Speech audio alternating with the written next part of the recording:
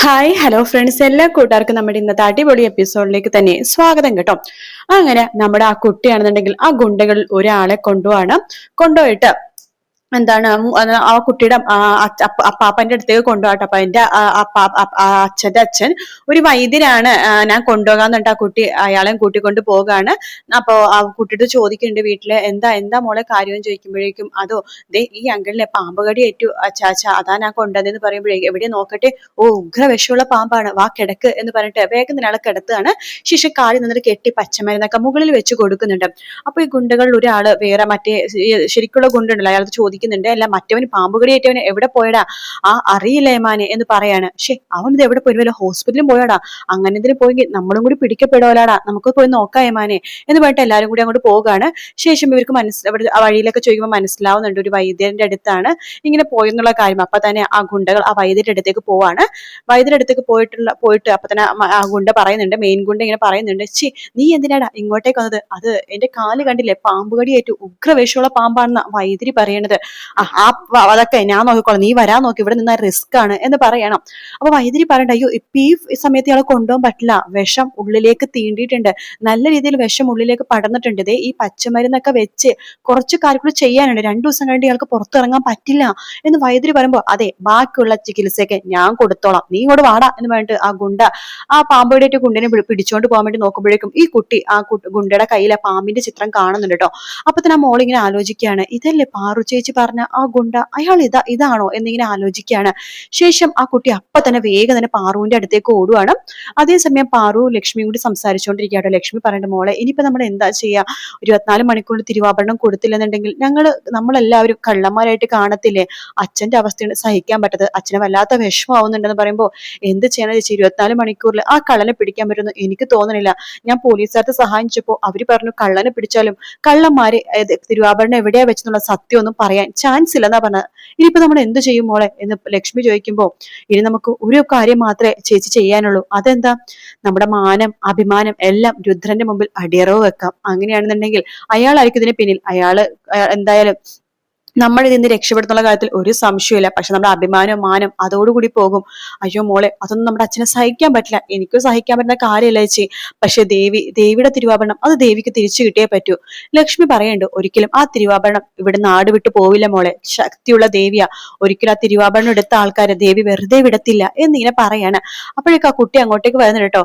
ചേച്ചി ചേച്ചി പാറു ചേച്ചി എന്ന് പറഞ്ഞ് വരുവാണ്. എന്താ എന്താ മോളെ, ചേച്ചി ചേച്ചി ഇന്ന് രാവിലെ പറഞ്ഞില്ലേ, പോലീസുകാർക്ക് പറഞ്ഞില്ലേ കയ്യില് പാമ്പിന്റെ ഒരു അച്ചുകുത്തിയ ഒരു ടാറ്റു അടിച്ച ഒരാളാണ് തിരുവാഭരണം മോഷ്ടിച്ചെന്ന് സംശയം ഉണ്ടെന്ന് പറഞ്ഞില്ലേ, പറഞ്ഞിരുന്നു ചേച്ചി, അതുപോലത്തെ ഒരാൾ ഞാനിപ്പോ കണ്ടു. കണ്ടുന്നോ, എവിടെ കണ്ടുന്നു? അതെ, ഞാൻ വഴിയെ കൂടി പോണ സമയത്ത് ഒരു അങ്കിളുടെ കാലില് പാമ്പ് കൊത്തിയായിരുന്നു. ഞാൻ ആ അങ്കിളിനെ കൊണ്ട് എന്റെ അച്ചാച്ചന്റെ അടുത്തേക്ക് പോയതാ. ആ സമയത്ത് ആ അങ്കിളിനെ അന്വേഷിച്ച് ആ അങ്കിളുടെ കൂട്ടാരനാണെന്ന് തോന്നുന്നു ഇയാള് വന്നിട്ട് ദേഹം മൊത്തം എണ്ണയൊക്കെ തേച്ചിട്ട് പാമ്പിന്റെ ചിത്രമൊക്കെ വരച്ചിട്ട് അയാളെ കൂട്ടിക്കൊണ്ടു പോകാൻ വേണ്ടി വരുവാണ് എന്ന് പറയണം. അയ്യോ ആണോ, എങ്കിൽ അവർ രക്ഷപ്പെടാൻ പാടില്ലല്ലോ, ഞാൻ പെട്ടെന്ന് വരാം. ലക്ഷ്മി ചേച്ചി കൈലാസ് സാറിനെയും പ്രിയനെയും അതുപോലെ മോഹനെയൊക്കെ വിവരം അറിയിക്കുക, ഞാൻ ഈ ഇവളുടെ വീട്ടിലുണ്ടാകും എന്ന് പറഞ്ഞിട്ട് പാറു വേഗം തന്നെ കുട്ടിയുടെ കൂടെ ആ കുട്ടിയുടെ വീട്ടിലേക്ക് പോവാട്ടോ. അപ്പോഴേക്കും ആ ഗുണ്ട മറ്റേ പാമ്പ് കടിച്ച ആളെയും കൊണ്ട് ഇങ്ങനെ പോകാൻ വേണ്ടി ഒരുങ്ങായിരിക്കും. ആ സമയത്താണ് പാറും ആ കുട്ടിയും കൂടി അവിടേക്ക് എത്തണത്.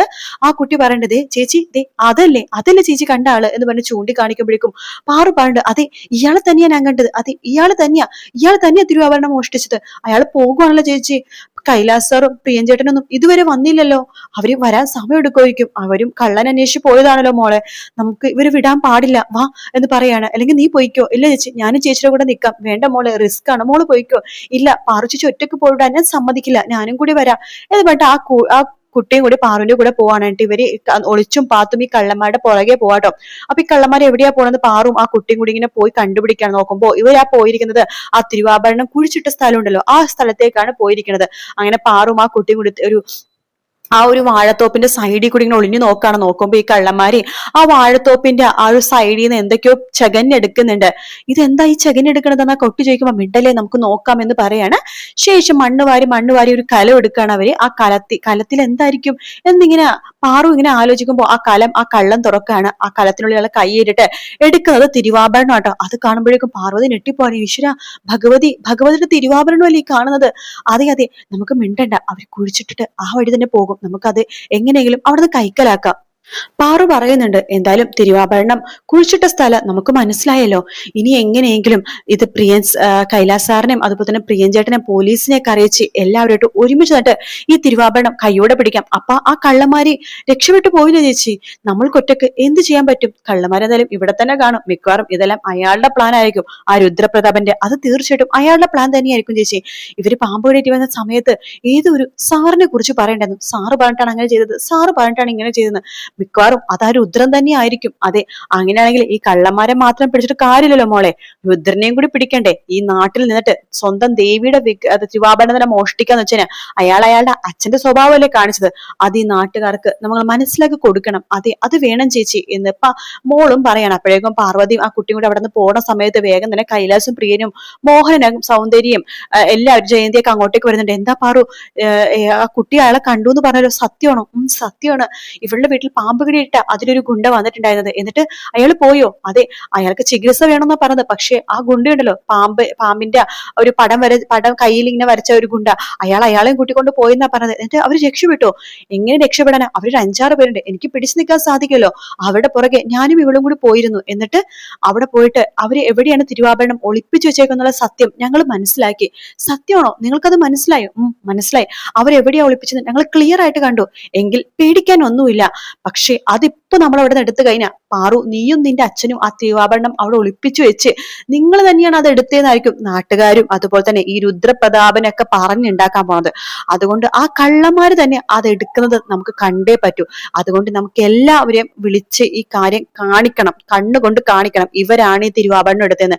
എങ്കിൽ മാത്രം നിന്റെ വീട്ടിലും കുടുംബത്തിലും ഇപ്പൊ ഒരു ചീത്തപ്പേര് മാറണമെന്നുണ്ടെങ്കിൽ തൊണ്ടി മുതൽ ആ കള്ളന്മാര് തന്നെ കൈ കൊണ്ടെടുക്കണം. എങ്കിൽ മാത്രം അവർക്ക് ഇത് കിട്ടുള്ളൂ. പിന്നെ അതിലൊരു ഗുണ്ടനെ പാമ്പ് കടിയേറ്റെന്ന് പറഞ്ഞല്ലോ, അത് ഭഗവതി മനഃപൂർവ്വം കൊടുത്തതായിരിക്കും. ഭഗവതിയുടെ തിരുവാഭരണം എടുത്ത് പാവപ്പെട്ട നിങ്ങള് കള്ളന്മാരാക്കാൻ ശ്രമിച്ചില്ലേ, അതിനെ ഭഗവതി കൊടുത്ത ശിക്ഷയായിരിക്കും. അതെ, എനിക്കും അങ്ങനെ തന്നെയാ തോന്നുന്നത് എന്ന് പാറു പറയണം. അങ്ങനെ പോലീസുകാരെ കൈലാസ് വിവരം അറിയിക്കുകയാണ്, ഇങ്ങനെ ഒരാളെ കണ്ടിട്ടുണ്ടായിരുന്നു, അയാൾ ഇന്ന സ്ഥലത്ത് മുതൽ ഒളിപ്പിച്ചിട്ടുണ്ട്. പക്ഷെ ഇപ്പൊ അത് എടുക്കുകയാണെങ്കിൽ പാർവതി ഒളിപ്പിച്ചു വെച്ചെന്നായിരിക്കും വരുന്നുണ്ടാവാ. ആ ഗുണ്ടകൾ തീർച്ചയായിട്ടും അത് എടുക്കാൻ വേണ്ടി അവിടേക്ക് എന്തായാലും വരും. അവരുടെ ഉദ്ദേശം എന്താണെന്ന് അറിയില്ല.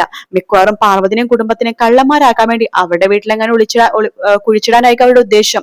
പോലീസ് വേണ്ട, അതെ അത് തന്നെയായിരിക്കും. എന്തായാലും നമുക്ക് അവര് വരുന്നത് വരെ കാത്തിരിക്കാം, ഒളിച്ചു നിൽക്കാം. അവര് വരുമ്പോ അവരെ കൈയോടെ പിടിക്കാം.